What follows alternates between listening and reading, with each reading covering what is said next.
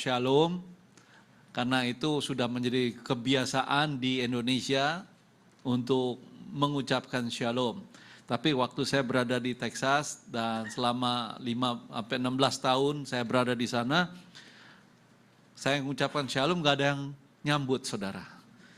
Mereka nggak biasa. Mereka tahu itu pernah pendeta, pastor, gembala sidang pernah nyebut-nyebut Shalom yang dari bahasa Ibrani, tetapi kami nggak biasa itu. Jadi kalau di Texas saya selalu bilang howdy gitu ya. Howdy itu artinya how are you doing? Bagaimana kabar? Jadi disambut lagi dengan baik, luar biasa dan sebagainya. Nah, saudara yang kasih, tadi saya udah perkenalkan diri saya pagi hari. Nama saya David Laban, istri saya 1, anak saya 2, ya masih ada kuliah di Texas, di University of Texas in Arlington. Dan sampai sekarang kami memang penduduk di sana. Namun Tuhan punya rencana saya dan istri berada di Indonesia. Saya hanya berserah penuh sebagai hamba Allah, saya hanya berserah penuh apa yang Tuhan inginkan. Saudara yang kasih, saya selalu berusaha untuk menyampaikan firman Tuhan yang berbeda. Dan kebaktian yang kedua ini juga berbeda temanya. Kalau yang pertama, ya kalau saudara mau, mungkin direkod saya nggak tahu, tapi kalau saudara mau dengar boleh, itu di ibadah pertama itu. Ya, jadi apakah sikap kita dalam menunggu jawaban Tuhan? Itu di dalam ibadah pertama. Namun yang kedua ini saya mau sampaikan satu firman Tuhan yang tidak kalah pentingnya. Ya, yang berharga bukanlah yang kelihatan, melainkan yang tak kelihatan. Amin. Amin. Lemes semua ya. Karena apa? Justru yang kelihatan itu yang berharga, bukan? Ya. Nah, itu dia. Nah, saudara kasih, kita hidup di dunia yang nyata, artinya yang kelihatan. Ya, ada orang bilang, saya berjanji gini, buktikan. Saya mau setia, buktikan gitu kan. Selalu nuntut, buktikan. Seperti di Amerika juga begitu. Prove it, dia bilang. Prove it, kalau engkau benar-benar warga negara Amerika, prove it, kasih lihat. Udah bayar pajak belum? Wah gitu, langsung dia tanya. Udah bayar pajak belum? Setia enggak setiap tahun? Wah. Saudara, by the way, itu pendeta juga harus bayar pajak, saudara. Nggak tahu kah di sini. Tapi di sana itu harus bayar pajak tiap tahun. Harus filing tax. Kalau enggak dikejar-kejar seperti siapa namanya, Benny Hinn, siapa itu yang di Texas itu, di Houston yang gerejanya besar, Joel Osteen, semua itu, enggak hanya mereka, Josh Mayer juga, semua dikejar sama tukang pajak, saudara.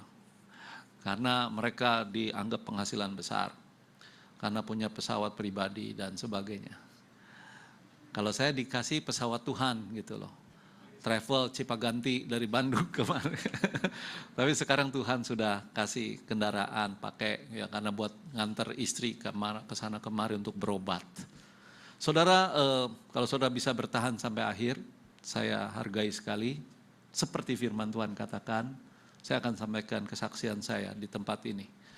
Seperti tadi pagi. Saudara, yang berharga bukanlah yang kelihatan, tetapi yang tak kelihatan. Yang saya ambil dari 2 Raja-Raja, pasal yang ke-5, ayat 1 sampai dengan yang ke-16. Saya tidak membacakan sampai selesai, saudara yang kasih, tapi ini satu PR buat saudara, untuk saudara renungkan. Tidak cukup hanya mendengar, yang hanya setengah jam, 45 menit. Tapi perlu saudara renungkan kembali dan coba diterapkan dalam hidup sehari-hari. Saudaraku yang kekasih, pernah saudara mendengar ada seorang, mungkin kalau tidak salah sudah meninggal dunia almarhum, namanya George Carlin. Paradox of our time. Paradoks apa? Sesuatu yang terbalik yang nggak bisa diterima oleh akal manusia, tetapi kenyataannya memang demikian begitu. Ya, misalkan saja yang dia tulis Paradox of our time di dalam artikel di majalah, di surat-surat kabar di Amerika, terkenal sekali George Carlin, sampai masuk televisi ya, siaran dia. Dia bilang begini, saya hanya kutip beberapa. Dia bilang, di masa era sekarang ini, di zaman kita ini, kita lihat tembok-tembok tinggi, bangunan-bangunan tinggi. Dia bilang ya, we have taller buildings, but shorter tempers. Tetapi emosi pendek, artinya cepat marah. Benar nggak saudara? Iya juga ya. Orang bangun yang tinggi-tinggi, tapi kalau buat urusan emosi, waduh gampang marah. Ya, kemarin saya lewat Taman Holis, itu lampu merah saudara. Jelas saya belum buta kok, lampu merah. Ya kan, diantar saya sama supir ini, yang travel ini. Itu dari yang lampu merah nyerobot motor, hampir tabrakan.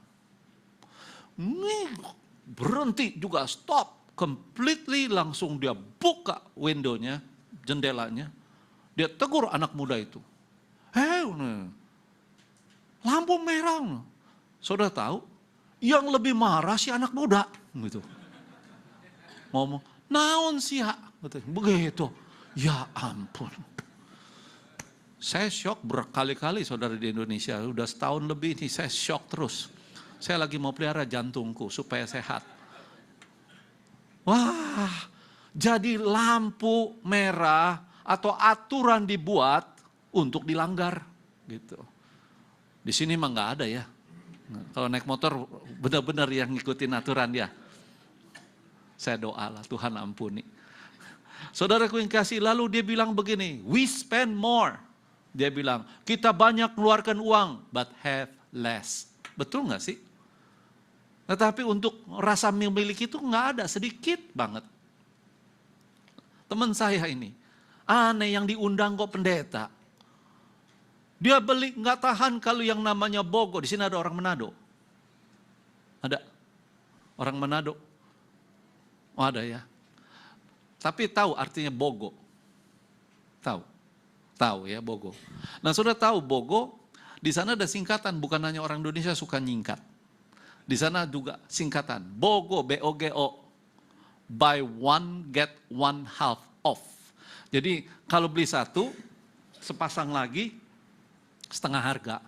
Di sini kan banyak, cuma istilahnya lain. Jadi itu kebanyakan wanita gitu. Maaf ya, maaf. Wanita nggak tahan kalau ngelihat iklan-iklan yang kinclong-kinclong itu. Bogo, aduh, kapan lagi katanya. Balik aja sebanyak mungkin itu. Berapa pasang sepatu dibeli saudara. Dia mau nyaingin Imelda Marcos. Imelda Marcos kan 1000 pasang. Udah terhitung kok, saya udah catat. Tapi saudara dia lebih daripada itu. Ada yang baru, beli. Ada yang baru, beli. Namanya bogo.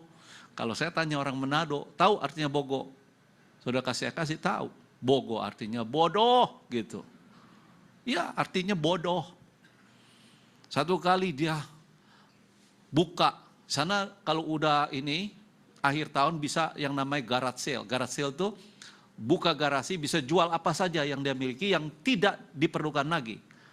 Bisa yang baru, bisa yang bekas. Dibuka garage sale. Saudara jangan ngikutin, di sini nggak boleh. Ya, dibuka garage sale. Wah, saudara, yang diundang saya dulu. Saya bilang ngapain Pak Pendeta diundang? Ya minimal didoakanlah pastor. Ya sudah.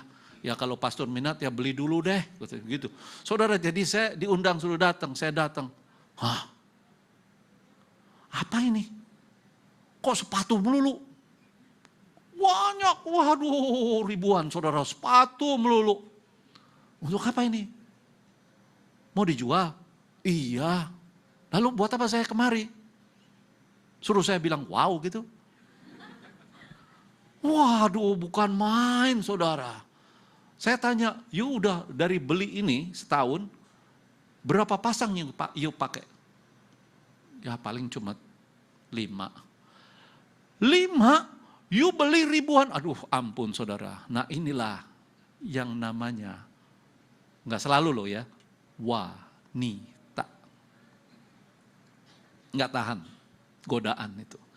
Saudaraku yang kekasih, sampai dia bilang, we have bigger houses, dia bilang banyak buat rumah yang besar-besar, dan keluarga kecil. More conveniences but less time. Banyak rumah-rumah besar, tapi nggak pernah diam di rumah. Gitu loh. You have house but you don't have home. Ngerti saudara? Bedanya house dengan home beda. Saudara jangan bilang, we want to go home. Ya itu benar. Tapi home di sini pengertiannya adalah family. Apakah saudara enjoy punya keluarga atau enggak? Nah banyak kali orang memikirkan rumah-rumah yang physically tetapi keluarga sendiri enggak punya waktu. Gitu. Ya. Ini yang menyedihkan sekali. Ya. Nah saudara kasih sampai dia bilang, we have more degrees, banyak titel ya. STH, MTH, doktor, apa dan sebagainya misalkan. Tapi less sense, nggak ada punya perasaan, lalu tidak ada banyak pengetahuan tetapi buat kebijaksanaan sama sekali nggak ada dan sebagainya. Banyak masalah. Nah saudara yang kasih, kita melihat di sini masih banyak lagi kalau saya mau jabarkan nggak habis-habisnya berjam-jam ini. Tetapi itulah yang namanya paradox of our time. Saya pikir cuma George Carlin yang punya. Tetapi George Carlin juga mungkin ngutip dari Alkitab. Makanya salah satu paradoksnya adalah yang berharga adalah bukan yang kelihatan, tetapi yang tak kelihatan. Itu kan gak masuk akal. Gak masuk akal buat mereka yang belum percaya firman Tuhan. Tetapi masuk akal buat mereka yang percaya. Amin. Nah saya mau lihat dan buktikan kepada saudara, ini yang terjadi di dalam 2 Raja-Raja 5 ayat 1 sampai yang 14. Ini kisah mengenai seorang yang terkenal, yang dikenal di seluruh negeri. Ya, di seluruh negeri. Ya, seorang yang punya jabatan tinggi di negerinya. Seorang jenderal, saudara. Bayangkan kalau seumpamanya ada seorang dalam keluarga saudara punya titelnya sudah lulus dengan angka terbaik, honor. Ya. Lalu kemudian tiba-tiba dia sakit. Parah. Apa yang dia harapkan saudara? Pekerjaan? Bukan. Kedudukan? Bukan. Yang dia harapkan cuma satu saat itu adalah kesembuhan. Jangan ngomong makanan enak. Jangan ngomong mengenai kedudukan yang ditawarkan. Saya butuh sembuh, sekarang juga saya butuh. Nah ini yang kejadiannya terhadap Naaman. Dia punya penyakit yang namanya terminal diseases. Dia punya penyakit terminal yang tidak bisa disembuhkan. Ya, tidak bisa disembuhkan pada masa itu. Saudara, ini penyakit yang saudara sudah baca di sana ya, bukan penyakit lever, bukan penyakit apa. Tetapi dia punya penyakit lepra. Pernah saudara lihat orang yang kena lepra? Saya pernah. Tiap kali dulu, kalau sekarang udah nggak ada lagi, di Tomang, itu tol Tomang, mau masuk ke Tomang itu, dari Tangerang, di situ sebelah sana ada truk. Saya perhatiin, ini tahun 90-an. Ya. Diturunkan, wah berbondong-bondong turun, saya perhatiin. Aduh, ini mah kayak bukan orang normal ini. Semua ada di perban, ada yang menyenyek, ada yang keluar darah ada yang hidungnya bolong, ada yang tangannya buntung. Wah itu berjejer saudara, langsung datengin, deketin ke kaca mobil. Lalu dia nempel begitu, minta uang. Wah, nempel, aduh tuh kaca mobil saya jadi menyenyek, banyak lendir. Saya ngeliat apa ini? Ternyata orang-orang kusta. Dari mana ini? Saudara tahu? Saudara belum tahu? Masa orang Mangga Dua nggak tahu? Orang Inggris yang terkenal yang sudah meninggal kok pernah datang. Jamah lagi. Ngerangkul lagi. Namanya Lady Di. Rumah sakit Sintanala. Namanya bagus ya. Tapi penuh dengan lepra. Nah orang-orang yang diterjunkan ini ya ada itunya maklarnya istilahnya. Berapapun uang yang sudah kumpul diserahkan ke dia.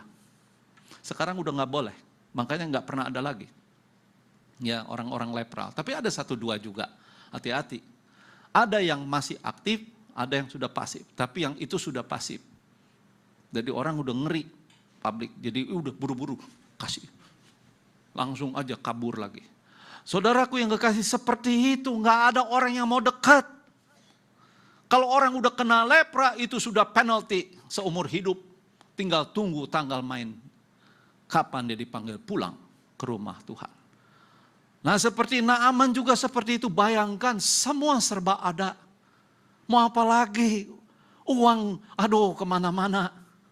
Seperti air yang mengalir. Nggak kurang-kurangnya. Pembantu aduh banyak puluhan. Prajurit ribuan saudara.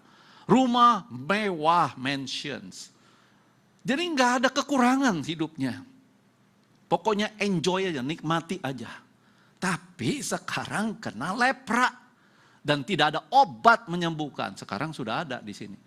Nggak ada obat yang bisa menyembuhkan dia, bayangkan saudara. Yang dia lihat tubuh, sekujur tubuhnya penuh dengan kebusukan lepra ini saudara yang kasih. Tapi apa yang dia lakukan? Dia mencari seorang yang lebih hebat daripada tabib yang ada di negerinya. Saudaraku yang kekasih, dari ayat-ayat ini, saya ingin saudara dan saya belajar. Belajar dari firman Tuhan. Bahwa cara manusia berbeda dengan cara Tuhan. Amin.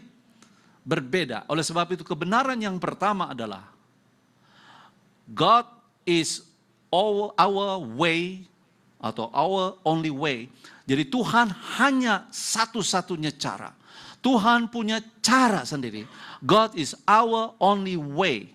Oleh sebab itu, saudara yang kasih, kita perlu percaya penuh. Mempercayai penuh. Saudara sudah percaya, tinggal sekarang kita mempercayai penuh. Jangan diam, carilah dia. Carilah dia. Seek him. Tuhan menggunakan seringkali krisis dalam hidup kita untuk kita dibangunkan, untuk kita ditolong melihat apa yang betul-betul diperlukan dalam hidup manusia. Tanpa krisis kita biasanya hidupnya nggak tahu kemana arah tujuan. Makanya Rick Warren, Dr. Rick Warren itu pastor di mana saya juga suka beribadah di Lake Forest. Dia sampai menulis buku, bukan? Purpose Driven Life. Dari buku ini buku sebetulnya kutipan apa yang ada dalam Alkitab. Tetapi dia ingin supaya pikiran hati orang Amerika khususnya waktu itu terbuka. Bahwa setiap orang yang hidup dan layak hidup punya tujuan hidup. Setiap saudara di tempat ini punya tujuan hidup. Enggak ada satupun yang tidak punya tujuan hidup. Setelah orang itu banyak baca, diubahkan. Padahal itu semua isinya firman Tuhan. Ayat-ayat firman Tuhan. Sampai saudara inmate itu tahanan di lapas atau di mana. Pokoknya kriminal-kriminal. Dulu budgetnya itu pemerintah tinggi sekali. Karena seringkali banyak yang dibunuh. Banyak kali berkelahi di inmate. Saudara tahu kalau tahanan penjara di sana tuh luar biasa. Saudara. Besar-besar dan orangnya juga yang masuk juga besar-besar. Saudara. Dan banyak yang berkelahi, banyak yang... Jadi budgetnya tinggi. Nah, Rick Warren punya inisiatif, masukkan buku itu ke inmate itu. Jadi si inmate itu, tahanan-tahanan itu, dapat buku itu dibaca. Dia mau kemana? Di kamar aja segitu ya, cuma berapa? 3x3 atau 2x2, dia baca aja buku itu. Saudara, kuasa Tuhan gak kemana-mana. Menyentuh, menjamah mereka, merubah hidup mereka. Sampai-sampai budgetnya sekarang drop, tidak lagi tinggi. Pemerintah kaget. Rahasianya di mana? Ternyata dari buku itu. Purpose Driven Life. Kalau saudara nggak punya, sekarang udah diterjemahkan ke dalam bahasa Indonesia. Saudara bisa beli bukunya di toko buku.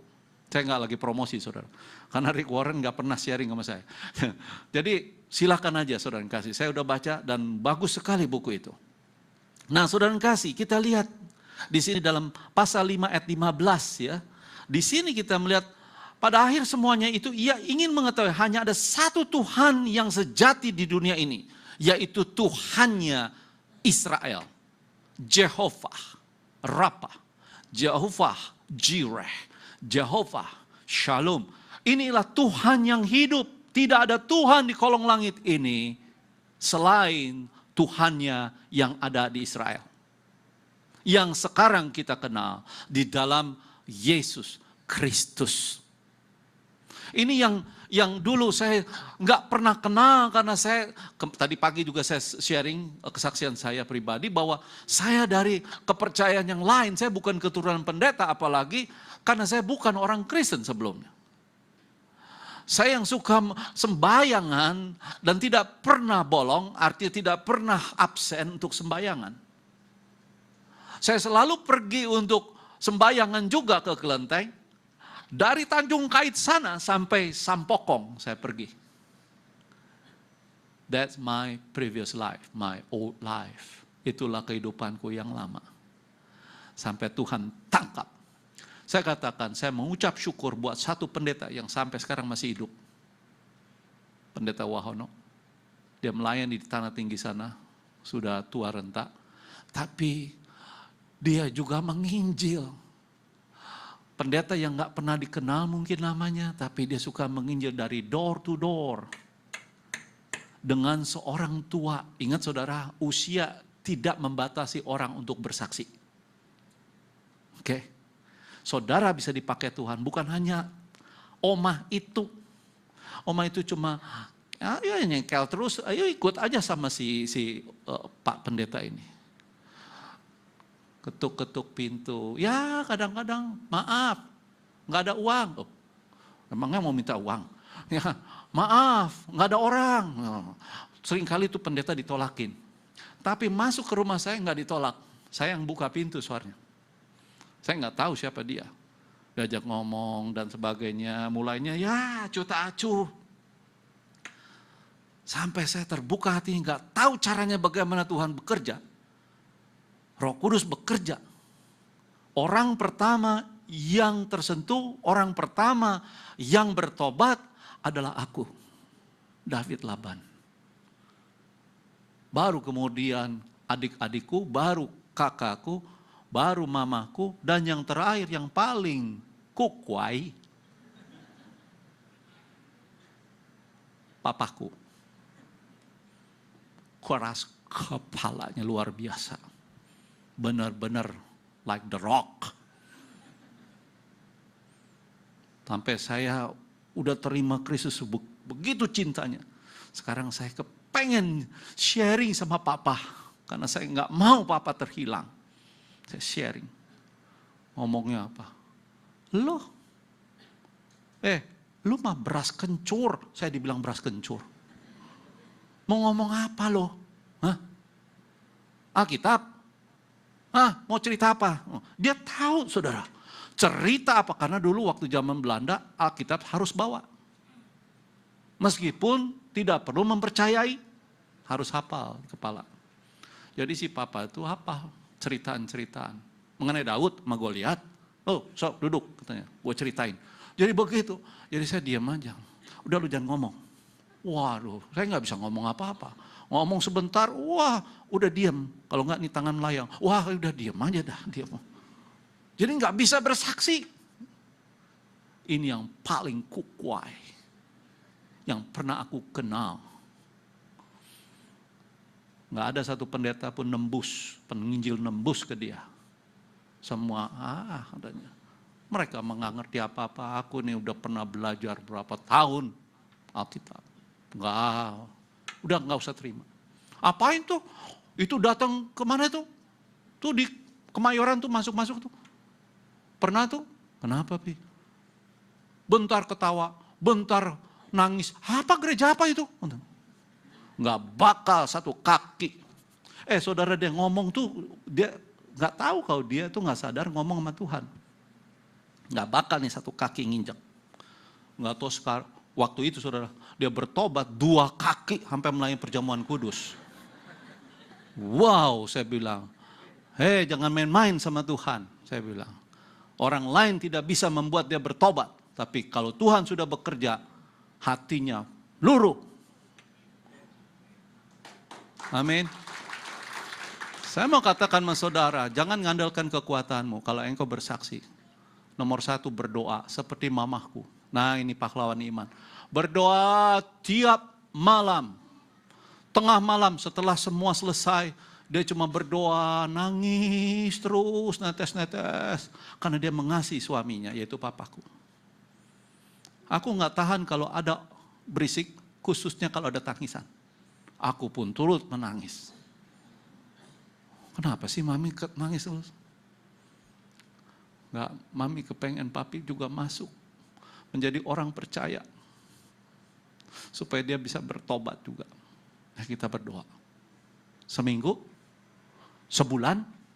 Setahun? No. Bertahun-tahun karena kerasnya. Luar biasa. Dia benar-benar saudara. Tiap kali aku pulang dari sekolah Alkitab. Baru mulai. Mau cerita ya. Ini. Belum selesai. Tes, air matanya terus berlinang-linang. Ayo Dapi kita berdoa. Saya nggak bisa selesaikan cerita saya. Kesaksian saya itu dalam pelayanan. Udah berdoa. Waduh banyak. Saya nggak bisa saksikan tetapi luar biasanya si papi itu. Waktu Maurice Herrera datang tahun 89 kurang lebih. Orang-orang naik tribun karena hujan. Maurice Herrera belum berkhotbah. Itu pemimpin pujian tulang. Mari kalau saudara-saudara beriman dan mau stay, tinggal di lapangan silahkan. Kalau tidak silahkan ke tribun. Si papi, saya ini yang udah bertobat. Hujan, ayo kita ke tribun. Enggak. Papi tetap mau berdoa. Papi percaya Tuhan Yesus berkuasa. Beda dengan dulu mah bilangnya apa saudara. Haleluya, haleluya. Engkau sanggup menghentikan hujan saat ini. Karena kami mau beribadah, mau dengar firman Tuhan. Ini sama-sama saudara yang ada di lapangan. Langsung berhenti hujan. Saya menyaksikan dengan mata kepala saya sendiri. Sampai saya minta ampun tobat. Tuhan, iman si papi luar biasa. Melebihi dari saya. Saya masih ada keraguan, dia mah enggak. Sampai begitu rupa. Saudara, kok jadi ceritain si papi ya? Jangan-jangan dia berasa. Dia udah meninggal dunia. Saudaraku yang kekasih, dikatakan Matius 16 ayat 26, apa gunanya seorang memperoleh seluruh dunia tetapi kehilangan nyawanya? Dan apakah yang dapat diberikannya sebagai ganti nyawanya? Apa yang kita cari masa kini, saudara? Kalau orang Chinese seperti saya, ya toh, turunan, saya udah turunan campur. Cuma 3C. Jia Ciu Qian. Itu yang menjadi pusat perhatian fokus saya dalam hidup. Dulu. Jia Ciu Qian. Apa itu? Makan, minum, duit, cien. Itu aja. Ngapain loh? Cumanya itu aja. Benar saudara. Kemana kita ketemu, itu aja tuh 3C itu. Nggak ada yang lain. Saudara, cobalah sekarang berubah. Sudah di dalam Tuhan, kita tidak lagi berhubungan dengan seperti itu. Jangan pikir kehidupan saya ini dulu, wah memang baik makanya jadi pendeta. Oh saudara saya belangsak. Saya ini dipersiapkan untuk berkelahi. Saya karena masuk martial art. Untuk masuk ke Jepang. Dulu. Setelah saya bertobat, saya tinggalkan semua itu. Saya bilang bukan dengan kekerasan lagi, tapi dengan firman Tuhan. Amin. Saudaraku yang kekasih. Seringkali krisis-krisis dalam hidup menjadi wake up calls. Menjadi panggilan yang membangunkan kita. Ya, Seringkali sebetulnya kita perlu krisis dalam hidup kita. Amin.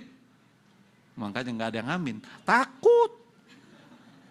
Jangan dah Tuhan, orang Jakarta bilang amit-amit dah katanya. Jangan krisis itu masuk dalam hidupku. Padahal Tuhan punya maksud yang indah melalui krisis itu.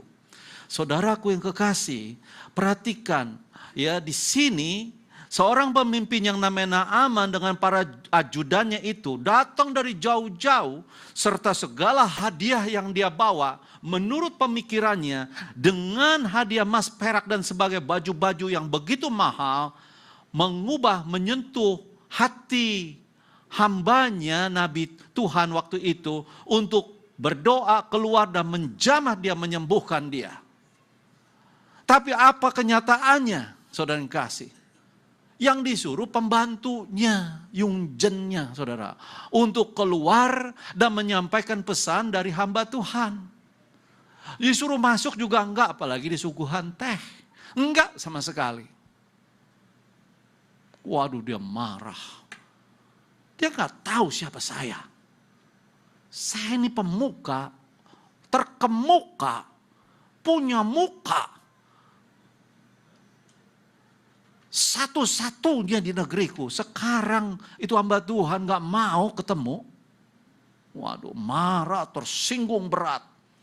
Sekali lagi tuh saudara, seringkali manusia itu berpikir jauh sekali dengan pikiran Tuhan. Berbeda dengan cara Tuhan. Oleh sebab itu masuk ke yang kedua, God's way is different from ours. Cara Tuhan berbeda dengan cara kita. Oleh sebab itu, serahkanlah hidupmu. Serahkanlah hidupmu. Ini adalah tantangan iman dalam ayat 11. Naaman dengan marah, aku sangka bahwa setidak-tidaknya dia datang keluar dan berdiri memanggil nama Tuhan, Allahnya, bukan Allahnya dia. Lalu menggerak-gerakkan tangannya di atas tempat penyakit itu dan dengan demikian menyembuhkan penyakit kustaku. Itu dikatakan ayat 11. Seringkali kita berpikir dan berkata Naaman ini ingin menyembuhkan penyakitnya dengan cara instan, dengan cara manusia. Saya luar biasa, saya pikir renungkan, kok orang yang gak pernah dengar firman Tuhan, kok tahu ya? Ada salah satu cara mendoakan orang menggoncang-goncangkan, menjamah bagian yang sakit.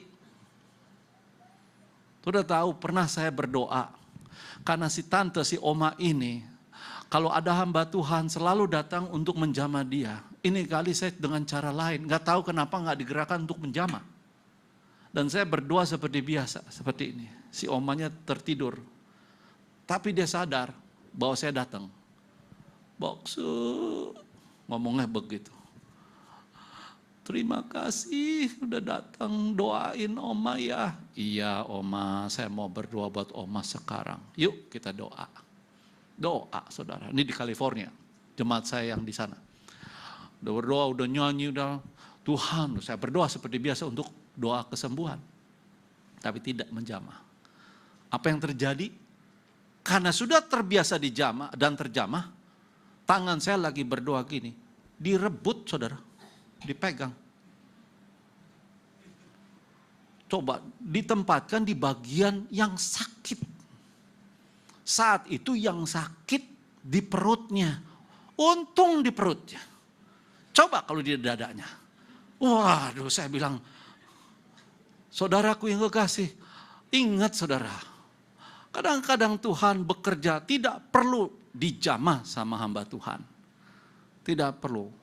Karena seringkali juga, apalagi di ICU, dalam nama Tuhan Yesus Kristus sembuh.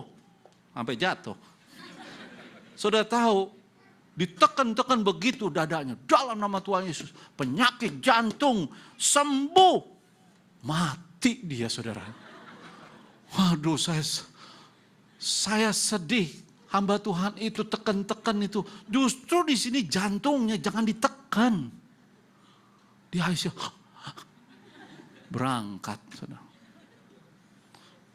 Saudaraku yang kekasih. Sekali lagi, jamahan atau ditekan-tekan itu bukan satu-satunya cara untuk menyembuhkan. Bukan tangannya si pendeta, tapi tangan Tuhan. cara Tuhan. Saudaraku yang kekasih, ini yang saya perhatikan saudara. Ya, malah dia bilang gini, Bapak, seandainya Nabi itu menyuruh perkara yang sukar kepadamu, bukankah Bapak akan melakukannya? Apalagi sekarang ia hanya berkata kepadamu, mandilah dan engkau akan menjadi tahir. Ayat 14 ini saudara, siapa yang ngomong? Malah pembantunya. Jangan remehkan pembantu, saudara. Pembantunya. Salah satu pembicara yang aktif di Abba Love, saya lupa namanya, Bapak Pendeta, siapa itu, Esra namanya. Yohanes Esra ya. Yakub Esra. Dia terkenal, sering dipanggil, diundang, dia PhD untuk organizational behavior. Diundang kemana-mana, dia bersaksi, kemarin saya hadir dalam rayon 1F. Lalu dia bilang begini, setiap kali pembantu saya, setiap kali karyawan saya mau keluar, selalu menangis. Aneh katanya. Kenapa? Saya juga tanya, kenapa kamu menangis? Harusnya kan kamu gembira dapat pekerjaan yang lebih baik. Kemarin aja katanya. Itu asisten saya. Biasa saya kasih 8 juta. Sekarang dia dites. Harusnya diselesaikan 3 jam. Dia cuma selesaikan 15 menit. Itu perusahaan kejar-kejar dia. Dia ganti, dia bilang saya gajimu 40 juta. Saudara mau nggak? Halo? Mau dong, semua juga kepengen 8 juta dari Pak Yakub, sekarang terima di sana 40 juta. Siapa yang nggak mau pindah buru-buru? Tapi ini orang bilang, Pak, dia nangis, nggak mau pindah. Akhirnya Pak Yakub bilang, no, lihat ke depan. Tuhan punya rencana buat kamu. Pergi. Nggak apa-apa. Saya nggak tahu apa yang terjadi di sana, Pak. Tapi saya sudah tahu siapa Bapak. Pembantunya juga begitu. Mau keluar. Biasa kalau lebaran kan pulang, mudik, kawin. Ya biasa begitu kan. Nangis. Kenapa kamu nangis? Saya nggak pernah punya majikan seperti Bapak, katanya. Kenapa saudara? Itu majikan yang namanya Pak Yakub nggak pernah lepas dari omongan. Kalau dia melakukan sesuatu untuk Pak Yakub, entah masak noodle itu mie, ya rebus mie, dan bilangnya apa selalu? Terima kasih, Pak. Saudara pernah ngomong gitu? Halo? Itu kan pembantu. Masa saya mesti terima kasih? Udah bagus dia suruh saya kerja di sini. Saya gaji. Masa saya mesti bilang terima kasih? Begitu. Saudara, tapi Pak Yakub enggak. Dia menghargai kemanusiaannya dia. Terima kasih. Dia tahu siapa dia sebagai seorang anak Tuhan. Lalu kemudian, nah ini yang beratnya ini. Dia ngomong begini. Bapak kalau buat kesalahan, meskipun kecil sama saya, Bapak bilang maaf. Saya nggak temu tuh di majikan yang lain. Apa minta maaf, apalagi itu gengsinya. Iya kan? Dalam hati saya mengucap syukur. Karena saya nggak mau interrupt dia punya kesaksian. Selama bertahun-tahun, saya ada beberapa pembantu. Dan mereka orang-orang sepupu yang kuat. Setia luar biasa, soleh. Kalau pulang mudik nggak kembali karena dikawinkan oleh orang tua. Tetapi sebelum itu kejadian, itu doa saya. Bukan hanya menangis, bertobat. Terima Kristus sebagai Tuhan Juru Selamat pribadi mereka sampai dibaptiskan. Wah saudara, caranya luar biasa. Memang apa yang Pak Yakub lakukan, saya sudah lakukan. Dan sudah tahu, sampai bilang begini, Pak, boleh saya pinjam nyanyiannya? Oh silakan aja, nih saya kasih nyanyian rohani. Karena jadi berkat buat saya. Jangan remehkan saudara lagu puji-pujian, jadi berkat buat mereka. Saya diadilin di depan umum, bukan di sini, tapi di Jawa Tengah. Karena ada satu orang yang bertobat, dia adalah anak kiai dan bertobat, terima Kristus Yesus sebagai Tuhan dan Juru Selamat. Bukan karena khotbahku, Yang pertama dia tergerak hati karena lagu, pujian yang dinaikkan. Aku waktu itu bukan yang profesional seperti ini. Tidak ada alat-alat modern seperti ini. Hanya gitar yang dipinjami oleh mertuaku tersayang. Dan aku waktu pertama bukan lulusan sekolah musik. Nyanyi cuma ku lemah Yesus kuasa. Jreng, ganti G. Hinda na na na, ganti lagi, jreng, F. Gitu saudara. Sederhana sekali dan kami menyanyikan hadirat Tuhan hadir sampai itu orang masuk. Itu di gubuk, duduknya di belakang. Kelihatan sama orang lain. Diadukan ke ketua kelurahan dan sebagainya. Panggil tuh David Laban. Diadilin. Saya cuma bisa bilang, aku berserah. Karena nggak ada lawyer saya, saudara. Nggak ada pengacara saya. Aku berserah. Tuhan, kalau memang hari ini adalah hari terakhir. Karena ada satu orang bertobat. Aku mau dikerjain sama mereka. Tidak ada pembelaku. Yang ada pembelaku yang agung, Yesus Kristus. Dan dia bicara, saudara tahu, dia bicara melalui orang itu yang bertobat. Saya nggak kenal yang namanya David Laban. Tapi saya tersentuh hatiku diberkati karena lagu yang dinyanyikan. Saya kasih kesaksian nama ini, mas saudara. Jadi jangan main-main dengan lagu. Oke, baru saya khotbah, di situ dia terbuka hatinya. Haleluya. Ada banyak kesaksian lagi tetapi nanti khotbah yang berikutnya. Tapi saya mau kasih tahu mas saudara bahwa Tuhan Yesus punya cara sendiri saudara. Dengan caranya sendiri. Lihat aja kok suruh mandi. Kok orang disembuhkan suruh mandi. Berkali-kali supaya engkau menjadi tahir. Dan juga yang menyampaikan pembantu bukan hamba Tuhan. Biasa tapi Tuhan mau pakai. Dengan mulutnya itu yang sederhana. Membuat Naaman itu terbuka hatinya. Dan mau nurutin apa yang dikatakan di dalam ayat 14 itu. Kita perlu satu sama lain berfellowship. Seringkali Tuhan bicara melalui teman kita. Seringkali Tuhan bicara melalui anak kita. Seringkali Tuhan bicara melalui orang tua kita. Tapi juga kepada orang yang belum pernah kita kenal seumur hidup. Tuhan bisa bicara. Saudaraku yang kekasih, yang ketiga, yang terakhir. God's way is faith. Cara Tuhan adalah bukan dengan kepandaian dan pengetahuan dan teknologi yang modern dan sebagainya. Tapi God's way is faith. Adalah melalui iman. Iman. Oleh sebab itu, trust Him. Percayakan penuh kepada Dia. Saudara, pentingnya memiliki iman Yesus Kristus. Ya di sini. Perhatikan ayat 15. Sekarang aku tahu bahwa di seluruh bumi tidak ada Allah kecuali di Israel. Karena itu terimalah kiranya satu pemberian dari hambamu ini. Udah betul pengakuan imannya. Diakhiri dengan yang duniawi. Siapa orang yang tidak mau nerima pemberian? Semua juga mau. Tetapi bukan maksud Tuhan menyembuhkan dengan pamrih seperti itu. Dia berikan semua nih garment-garment atau baju-baju mewah nih dan sebagainya. Dia pikir Nabi Elisa itu akan nerima. Enggak saudara ternyata. Bukannya sombong hamba Tuhan ini. Tapi tidak menerima. Tuhan punya maksud untuk mengajar Naaman.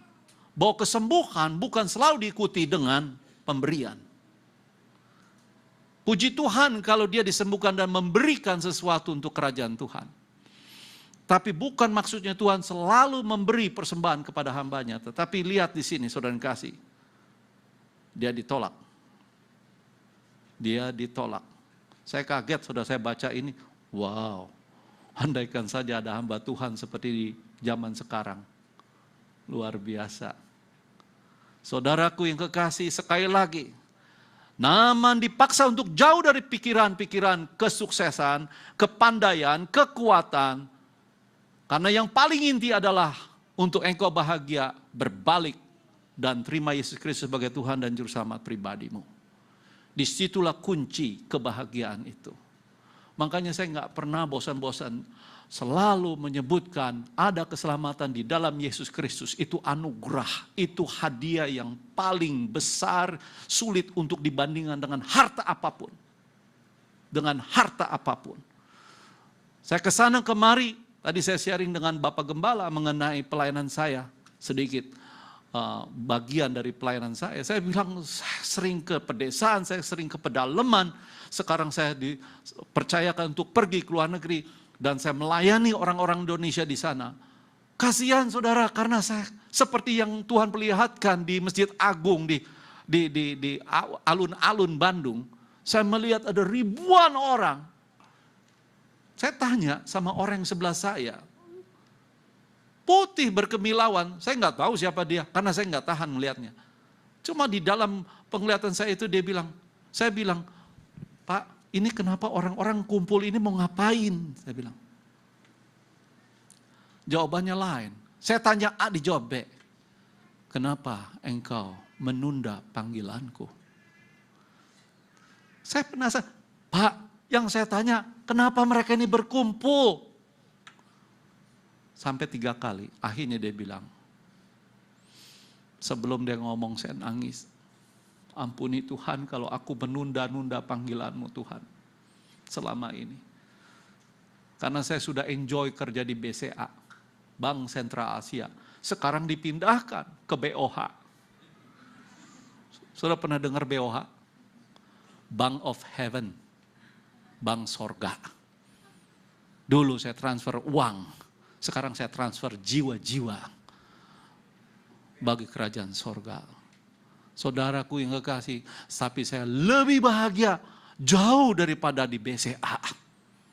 Saya anak kesayangan dari Pak Koswara Chandra dan juga Pak Koswara, anak general manager waktu itu yang kesayangan dari Om Lim.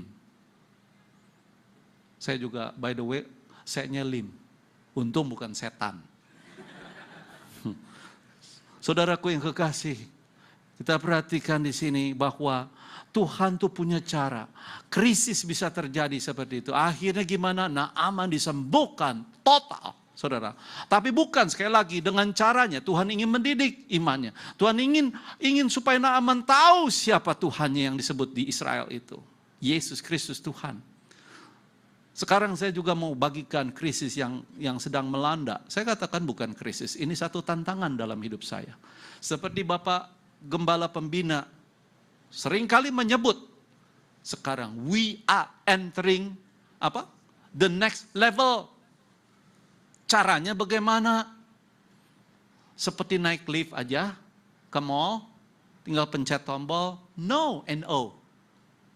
Tetapi melalui mungkin pergumulan hidupmu, mungkin melalui sakit penyakitmu, mungkin juga melalui ekonomimu, Tuhan punya cara 1001 macam untuk engkau bisa masuk ke level berikutnya.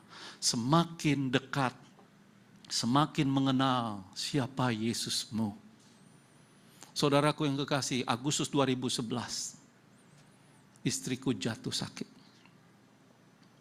Tanggal 23 Agustus, aku tidak pernah lupa seumur-umur. Setelah tanggal 22 malamnya kami jogging. Itu heran saya. Ini istriku ini kecil ya, nggak besar tapi kuat sekali jogging. Sampai berkilo-kilometer balik lagi sama saya. Ayo kan saya bilang, wah balik lagi. Berkeringat. Enak, ngenah katanya orang Sunda sih. Ayo. Dan akhirnya tidur, kecapean. Ya udah istirahat.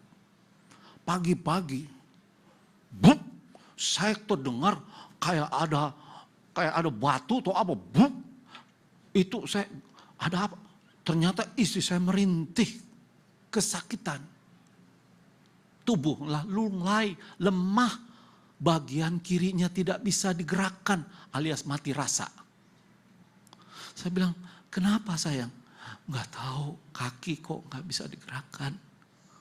Tangan juga mulai merambat ke tangan sebelah kiri, saudara.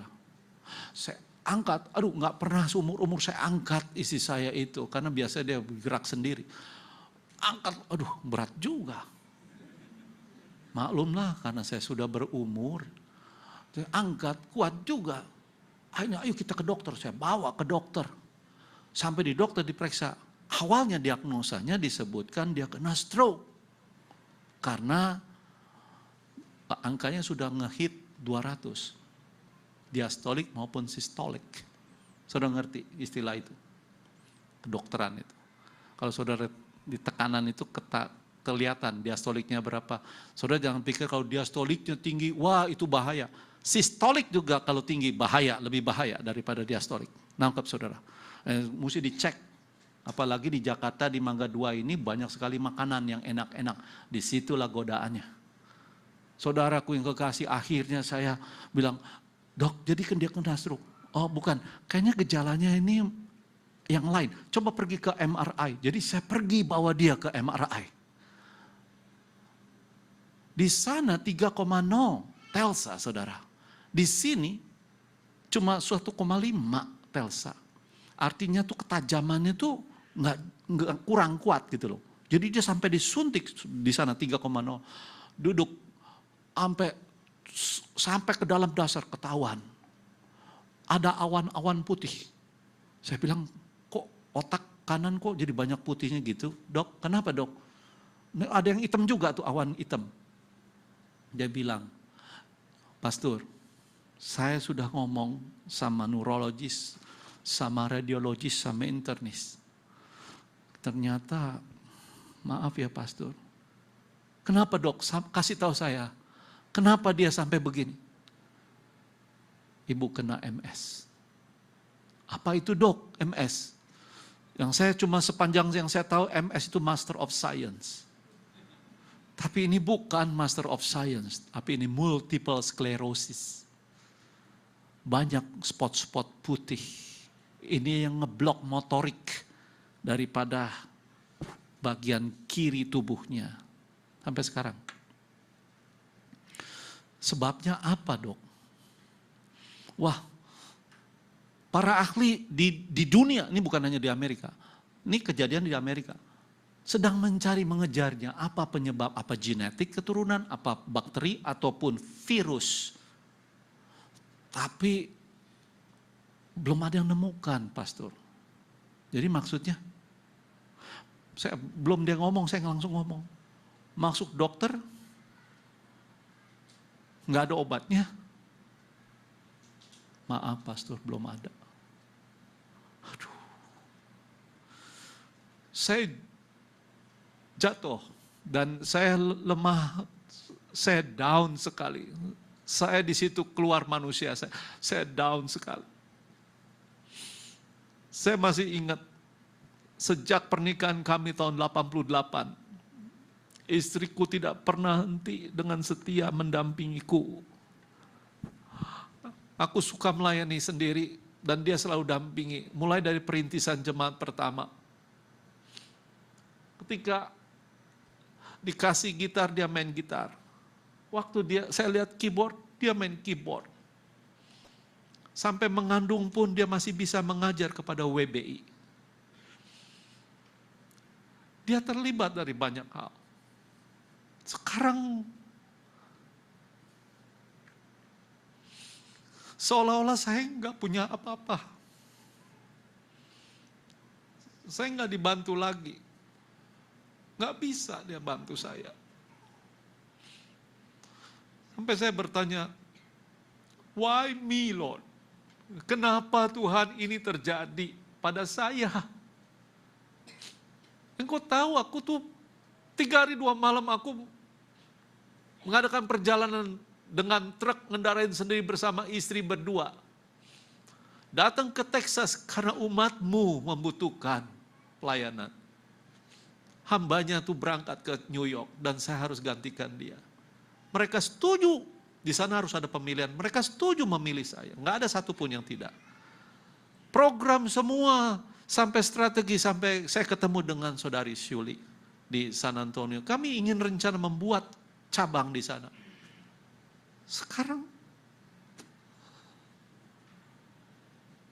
saya nggak bisa ngomong, saya bilang Tuhan, kalau saya berdosa, saya bersalah, Tuhan ampuni. Kalau istriku berdosa bersalah, Tuhan ampuni. Itu pertama yang saya berdoa. Tapi tolong Tuhan pulihkan. Berita istri saya sakit ini saudara, sampai ke seluruh daratan Amerika. Sampai dari West Coast sampai East Coast itu pendeta pada bertelepon. Karena saya suka ngisi di berbagai pelayanan. Sampai satu pendeta yang cukup terkenal, dia datang sendiri ke Texas, dia ketemu sama saya. Pastor David, maaf saya harus katakan, kalau ini terjadi pada diri kami, saya tidak mampu, saya tidak tahan. Kenapa pastor dipilih Tuhan mengalami krisis ini? Mungkinan pastor lebih kuat dari kami. Jangan bilang begitu. Jangan bilang begitu. Saya bilang, kita ini kawan sekerja Tuhan. Akhirnya tuh saudara yang kasih, saya jalanin terus. Tiap malam, tiap 5 menit. Saya dibangunkan.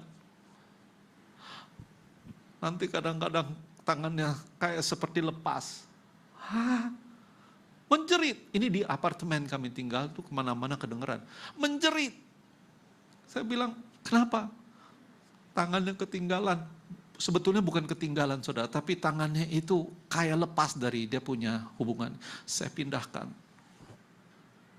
Udah gini, balik lagi sini. Ketiban tubuh, menjerit lagi. Kalau orang Sunda bilang peres. Sakit, nyerinya luar biasa. Dia ngadepin penderitaan ini. Sampai saya bilang, besok kita cari obatnya. Dok, tolong. Minta obatnya. Pastor, sebabnya aja belum ketahuan, apalagi obatnya.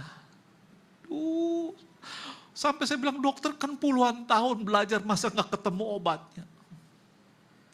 Maaf pastor, gini ya, untuk pencegahan aja, ya boleh. Makan steroid. Dikasih steroid, sudah tahu steroid. Seperti doping itu buat atlet-atlet.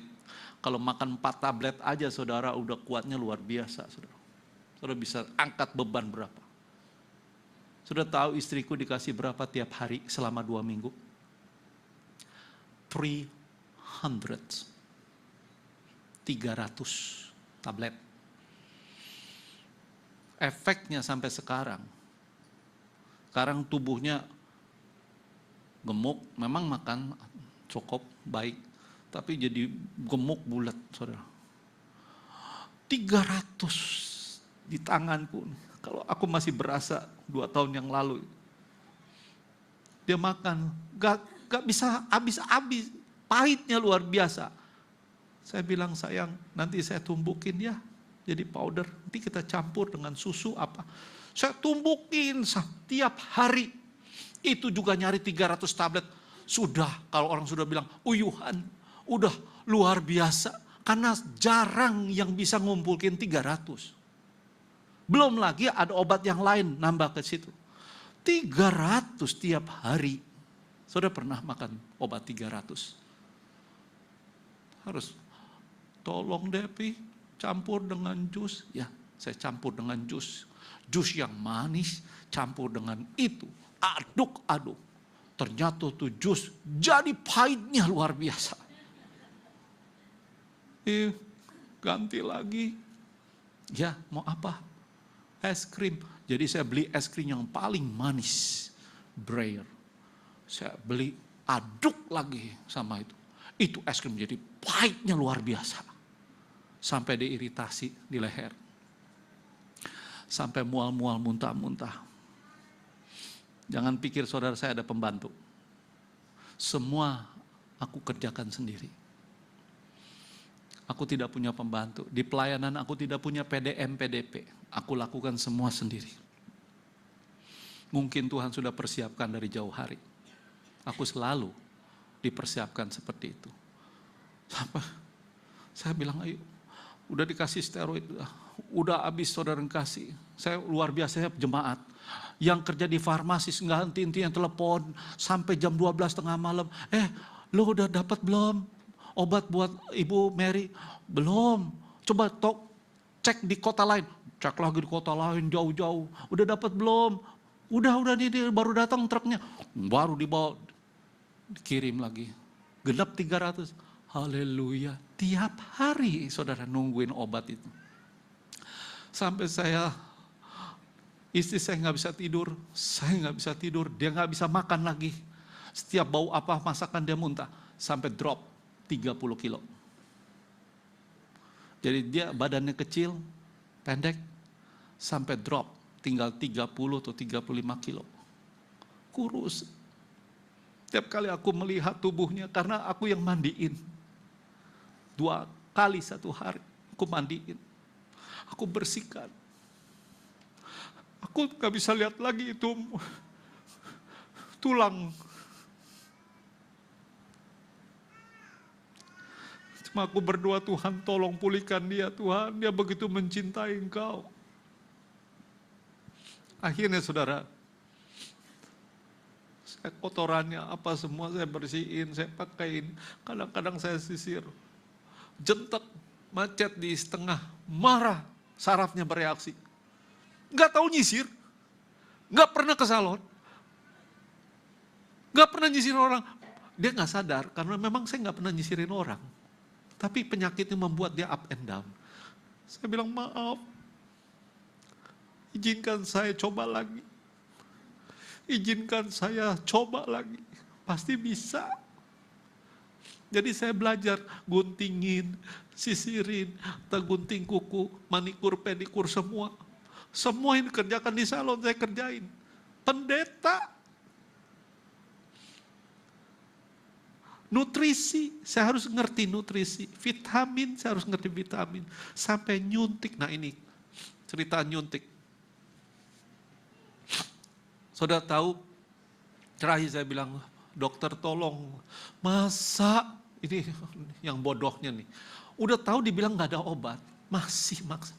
Dokter, masa nggak ada obatnya? Pastor, ada obat pencegah. Tapi saya nggak berani ngomong sama pastor karena mahalnya. How much? Oke, kalau pastor mau tahu, $3,250. $3,250. Cuma segitu. Kenapa nggak ngomong dari dulu? Ini mencegah jangan sampai kena yang bagian yang kanan. Oke, saya bilang, kalau cuma segitu saya akan cari, saya lihat di tabungan saya yang seberapa adanya, nanti saya cari di Indonesia, mungkin keluarga bisa bantu saya. Pastor, itu tiap bulan, Pastor. Saya hampir pingsan, saudara. Tiap bulan saya harus siapkan 32 juta. Gajiku nggak ada segitu, saudara, sebagai pendeta.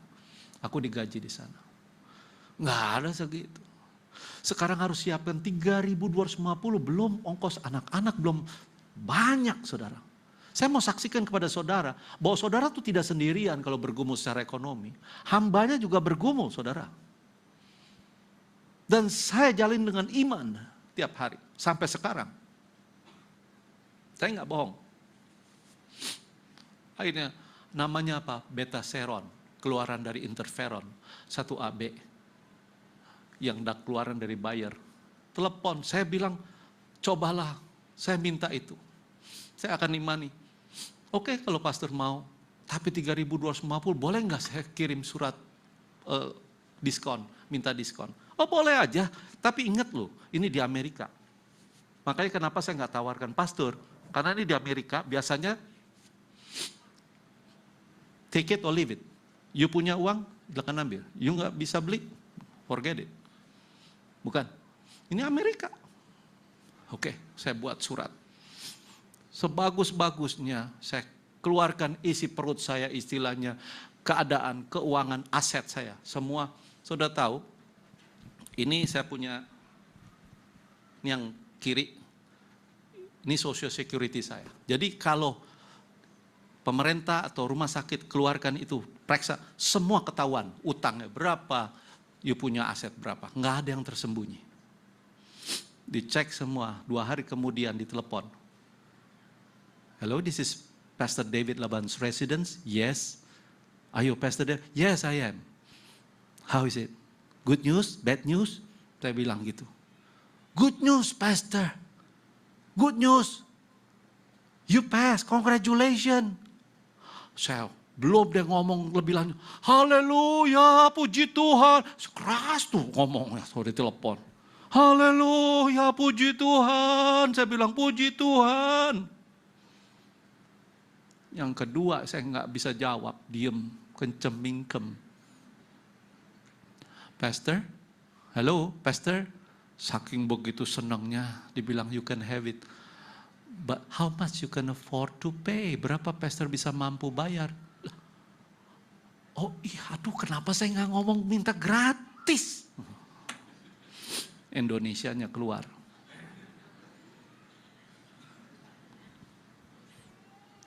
$3.250 minta kekurang.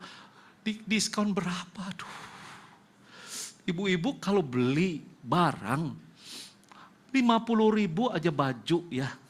Ibu-ibu tawar berapa? Jangan bohong. Berapa? 25.000. Sama, saya juga lulusan Mangga 2. Sering saya belanja di Mangga 2, saya nggak mau terima 50.000, saya tawar kalau bisa 15.000. Karena gede bohongnya. Jadi saya tawar, waktu saya mau, udah nih baju bertahun-tahun udah nggak ganti-ganti.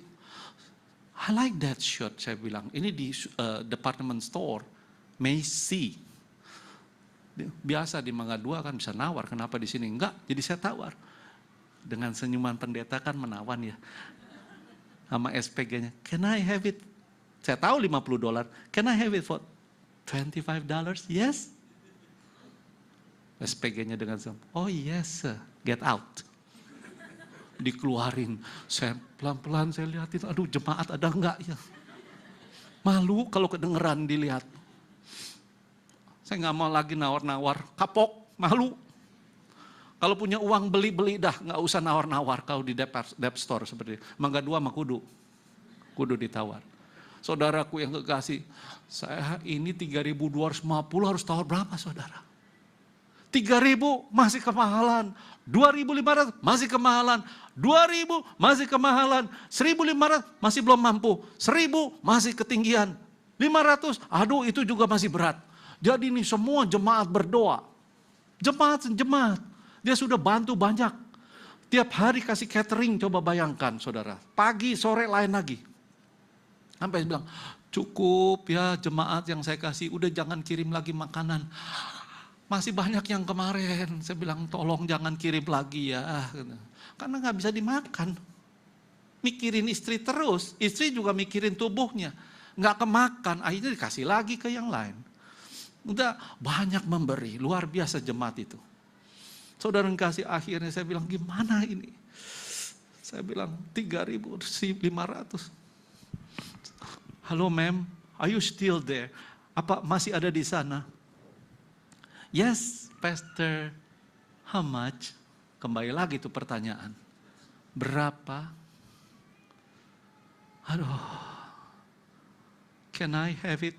Saya agak jauh. Takut kedengeran suara N-O, no. Can I have it? Saudara yang kasih, saya mau ingatkan di tempat ini. Saya buktikan bahwa Tuhan yang kau sembah dan aku hidup. Saudara tahu, doa orang yang benar, besar, dan saya imani dan amini, dan bukti nyata sudah ada. Dan itu juga berlaku dalam hidupmu. Can I have it for $25? Halo, ma'am? Yes, Pastor, you can have it. Give applause to God. Berapa yang saya tawar? Against versus berapa? 3.250. Ditawar 25. Cari di dunia barang apapun kau ditawar gitu, kalau nggak marah-marah yang ngejual. I'm not lying, saya nggak bohong saudara. Yes Pastor, you can have it. Saya bawa satu koper penuh ke Indonesia. Itu isinya suntikan Dan aku menjadi mantri, sukang suntik 2 hari sekali ke sekujur tubuh istriku tiap kali setahun lebih. Padahal aku trauma sama jarum. Akhirnya majelis datang sama saya, "Pastor, maaf ya, selama beberapa bulan nih pengembalaan agak terlantar." Saya sedih sekali, saudara. Saya tahu, saya bilang, dokter sudah katakan, never ever leave her even a second. Meskipun 1 detik pun jangan pernah tinggalkan istrimu. Kau harus rawat, kau harus dampingin terus. Dan saya nggak pernah tinggalkan dia. Sampai nggak tidur berharian, nggak tinggalkan dia. Tubuh udah mulai goyang, tapi saya tetap dukung, bopong, kata-kata, dukungan dan sebagainya. Jadi sekarang suruh dipilih antara melayani jemaat atau melayani istri. Saya kembali lagi ke mimbar. Jemaat sudah kumpul, saya katakan, jemaat yang saya kasihi, tidak ada pertanyaan apapun, keluhan apapun, saya komit untuk melayani kalian sebagai gembala. Tidak ada keraguan. Saya mencintai pekerjaan Tuhan ini. But if this is the choice, tapi kalau memang ini menjadi satu pilihan antara melayani jemaat dan melayani istriku. Kalau aku egois, aku masih tetap di Texas. Aku masa bodoh sama istriku. Kan baik, begitu mungkin. Biarin aja. Tapi saya bukan orang yang egois. Aku tahu aku panggilannya sebagai hamba Tuhan melayani. If this is the choice, then I prefer to be with her. Saya akan bersama dia. Saya akan layani dia. Sampai akhir. Semua jemaat hancur hatinya. Dan akhirnya saya bilang, saya mohon pamit. Saya kembali ke Indo. Tunggu pastor. Ada satu lagi pernikahan yang mesti pastor doakan, berkati. Saya bilang baik, saya akan lakukan. Seperti biasanya pernikahan itu ada janji nikah. Marriage vow, bukan? Atau janji nikah. Saya juga dinikahkan oleh Om Mesak dan Pak Senduk di Petamburan. Dinikahkan dalam nikahan kudus. Aku masih ingat janji. Meskipun waktu itu tidak punya alat recording. Tapi di kepalaku masih ingat. David, apakah kau mau menerima Mary sebagai istrimu satu-satunya pada waktu senang maupun susah? Dan sebagainya. Aku masih ingat dan aku sudah memberkati ratusan pasangan. Dan ini kali aku berhadapan dengan orang Texan, dengan orang Texas itu, dengan orang Indonesia. John, apakah kau menerima saudari Anita? Bedanya ini. Mau menerima istrimu satu-satunya pada waktu senang maupun susah. Beda ya. Saudara jawabnya apa? Halo, saudara jawabnya apa? Oh, nggak ada jawaban. Saudara belum pernah dinikahkan nih. Hah? Jawaban saudara apa? I do. Ya Pak Pendeta, cepetan. Ya Pak Pendeta. Bukan. Jawab yang kedua John, saya bilang. Apakah kau mau menerima Anita sebagai istrimu satu-satunya pada waktu kaya maupun miskin?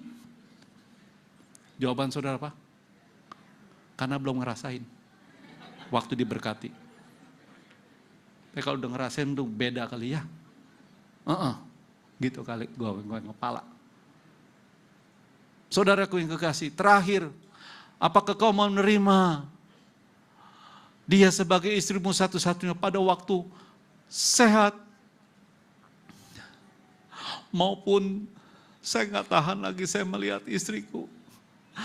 Aku tidak bisa konsentrasi lagi, aku cuma bilang di dalam doa, Tuhan, yes I do love her. Aku mau mencintainya Tuhan. Apa adanya Tuhan. Sejak tahun 88 sampai sekarang dan selanjutnya, aku akan take care of her. Aku akan rawat dia, aku akan pelihara dia sampai akhir Tuhan. Yes Tuhan, I do. Saya nggak tahu jemaat Tuhan di tempat ini. Tapi perhatikan, saya mau sampaikan pesan Tuhan, Mas Saudara. Gereja ini kuat. Gereja ini sehat. Gereja ini bisa bertumbuh dan berkembang kalau hidup pernikahan jemaatnya solid, kuat, sehat. Amin. Nggak ada kamus cerai, nggak ada. Itu dunia. Apapun alasannya. Don't give me excuses. Jangan kasih saya alasan. Tidak ada alasan. Baca Maliaki 2 ayat 16. Di situ Tuhan bilang apa? Aku benci perceraian. Tuhan yang bicara, aku benci perceraian. Saya kaget sampai di Indonesia, ternyata angka perceraian paling tinggi di mana? Di dalam gereja Tuhan. Whatever reasons you give me, I cannot accept it. Apalagi Tuhan. Apapun. Saudara boleh nggak senang sama saya, tapi saya mau katakan sama saudara, apa yang sudah dipersatukan oleh Tuhan, jangan pernah diceraikan oleh manusia. Hambanya sedih nih, kalau ada yang sudah diteguhkan dalam pernikahan kudus, cerai akhirnya. Aku menjadi orang yang paling sedih. Saudaraku yang kekasih, ingat kembali. Mungkin engkau menilai selalu apa yang terlihat, tapi engkau sulit melihat yang tak terlihat. Tapi berbahagialah. Yang kuhadapi setiap hari, bukanlah yang kuharapkan sebelumnya.